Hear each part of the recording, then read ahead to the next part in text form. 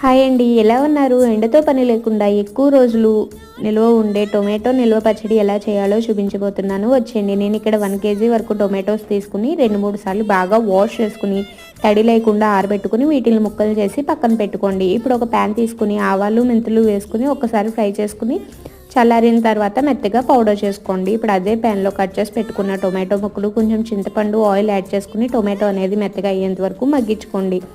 Tomato మగ్గిన తర్వాత చల్లారబెట్టుకుని ఒక మిక్సీ జార్లోకి వేసుకుని ఇందులో మీ రుచి తగినంత ఉప్పు, కారం, వెల్లుల్లి రెబ్బలు, అలాగే వేయించి పొడి చేసుకున్న మెంతులు, ఆవాల పొడి కూడా వేసుకుని మెత్తగా బ్లెండ్ చేసుకోండి. ఇప్పుడు తాలింపుకి సరిపడగా ఆయిల్ వేసుకుని ఆవాలు, జీలకర్ర, ఎండుమిర్చి, కరివేపాకు, పచ్చిపప్పు వేసుకుని ఒక్కసారి ఫ్రై చేసుకుని మనం పచ్చడి పట్టుకున్నాం కదా మిక్సీ, అది కూడా వేసి 1 మినిట్ పాటు ఫ్రై చేసుకోండి.